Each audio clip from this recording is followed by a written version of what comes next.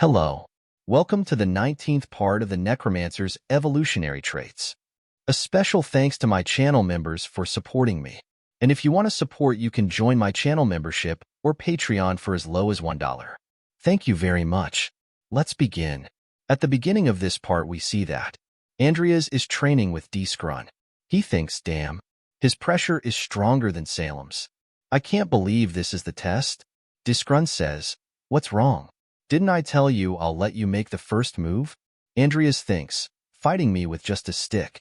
He's not taking me seriously. I'll definitely defeat him. D-Scrun easily dodges all his attacks. He appears behind Andreas and thinks, I've grasped your abilities. It is not your swordsmanship you should be training now. A flimsy fighting style that relies too much on tricks, movement that is too obvious and overly reliant on speed, and an inability to see through your opponent's schemes. It's your lack of experience. Well, don't worry. You'll naturally get better at it as you play around with me. After that, we see they start to train. They train and eat potatoes. After training for 33 days, D-Scrun is using a real sword. He thinks his movements are getting a bit better. However, D-Scrun hits him in the stomach. He says, thinking in the middle of battle is just naive. Still, I'll recognize your fighting will for not whining even once. D-Scrun gets a scratch on his face. Andreas says, even a sword master can let his guard down. Next time I won't be so easy. Andreas falls. D-Scrun thinks, it's rough, but did he just gather his aura and send it flying? I didn't think he was good enough to use sword arts yet. Did he just use it instinctively? What a talent beyond my expectations. That reminds me, Luis also said he will enroll at Rodlin soon. It would be interesting to see if I can get him in a match with this kid. Andreas wakes up. D-Scrun says, finally awake? That sword arts you did before you passed out. Can you do it again? Andreas says, that thing I did when I was beaten to a pulp. That was just me being desperate. D-Scrun says, very well. Let me take this opportunity to teach you how to use sword arts. And while we're at it, some basic aura control, too. Andreas says, thank you very much. When you use sword arts, think of it as wrapping the aura around the sword like a scabbard, and then just send that scabbard flying.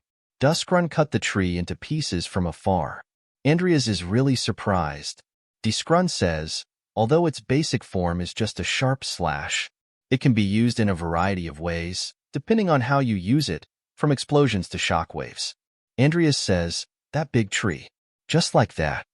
D-Scrun says, and if you use the aura to stimulate your body instead of a sword. He appears behind Andreas and says, you can move at super speeds just like this. Andreas is really surprised. D-Scrun says, Aura Mystic technique, the pinnacle of aura application, is built on the same theory as the techniques I've just shown you. You wrap your aura around your body or your sword and adjust the strength accordingly. But this is something that is still a long way off for you. For now, learn to use the sword arts.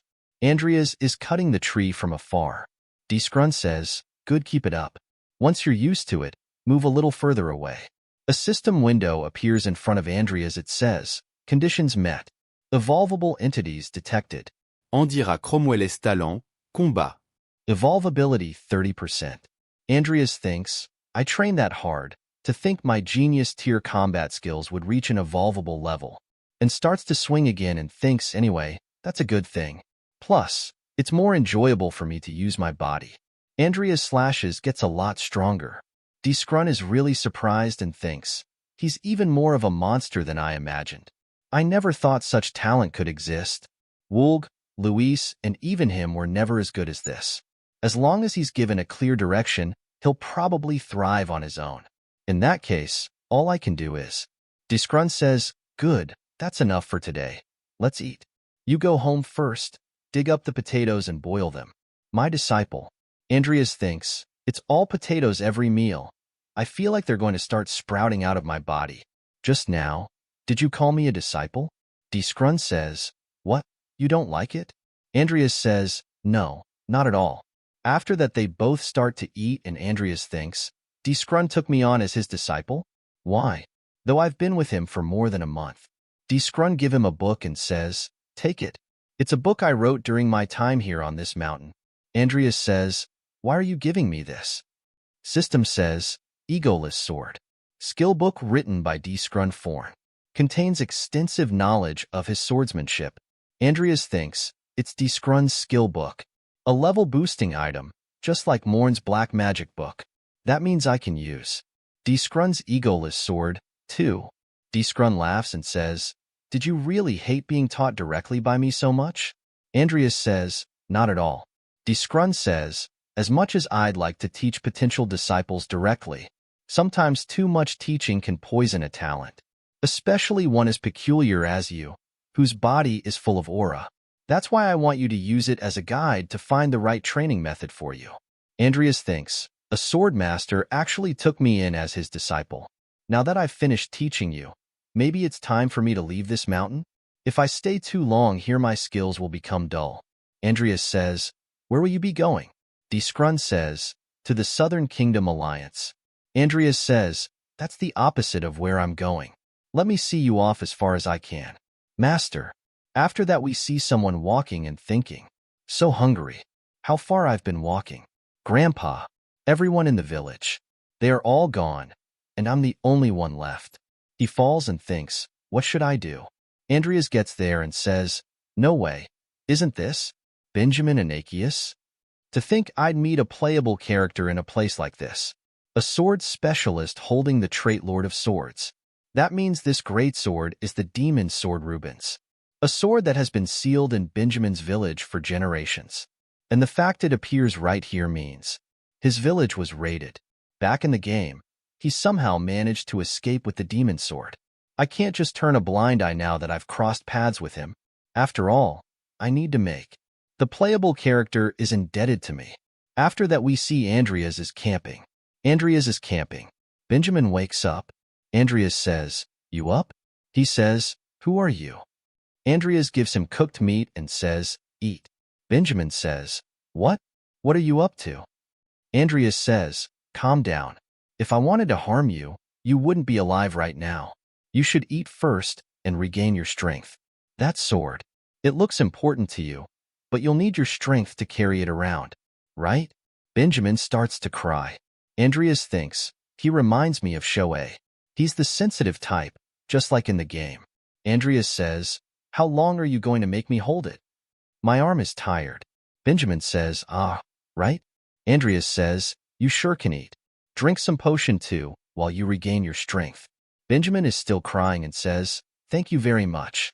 Andreas says, it's rude to crowd around and watch people eat like that. Some peoples appear and says, how sharp. Benjamin says, you bastards. Benjamin thinks, they're the one who killed Grandpa. Andreas thinks, that reaction. As I thought, they were the ones who attacked Benjamin's village. The Acolytes, a group of orphans raised by Jester as his personal assassination squad. Somehow, they kind of remind me of my previous life. All-round soldiers, trained to a special forces level and even capable of basic magic. Once they are able to manipulate aura, they are given special masks by Jester as a sign of their ability. They're pitiable, but they're not the kind of people you can negotiate with. I'll take care. Benjamin gets ready to fight and says, wait, please stand back. The one they have business with is me. They says, don't jest, you brat. Behave and hand over the sword. Benjamin jumps really fast and attacks them. Everything starts to get destroyed. They attack Benjamin. Benjamin blocks the attack with his sword. Start to cut them down. Andreas is watching them the side and thinks, I'd like to say as expected from the youngest playable character, but I don't see any reason for him to get seriously wounded like he did in the original story. Since things are about to get ugly, Andreas starts to fight. He kills a lot of them in an instant. He thinks, let's take care of them quickly. They are really surprised and says, what? Get him first. Benjamin thinks it's amazing. He wiped out those bastards who raided my village so easily. Andreas kills them all. Benjamin thinks, who is this guy? Andreas says, looks like that's all of them. Benjamin thinks, would I have been able to protect the village if I was as strong as him? Andreas says, hey, are you all right? Benjamin gets scared and says, yes. Andreas thinks, did he change his attitude after seeing my swordsmanship? Andreas says, that reminds me, I haven't introduced myself. I'm Count Andreas Cromwell. He says, my name's Benjamin Anakius. Andreas says, Benjamin? Huh? Seems you're being chased. Do you have anywhere to go? Benjamin says, that's. Andreas thinks, soon, Luis and other major characters will start enrolling into the academy. I figured it's about time I checked up on them. Maybe I should look after this one as well. If you don't have anywhere else to go, how about I teach you proper swordsmanship? The 19th part of the necromancer's evolutionary traits ends here. If you want to see more, please subscribe and like. And if you want to support me financially, you can join my channel membership or Patreon only for $1. Patreon and Discord links are in the description if you want to support me. And a special thanks to all my Patreons for supporting me. Thanks for watching.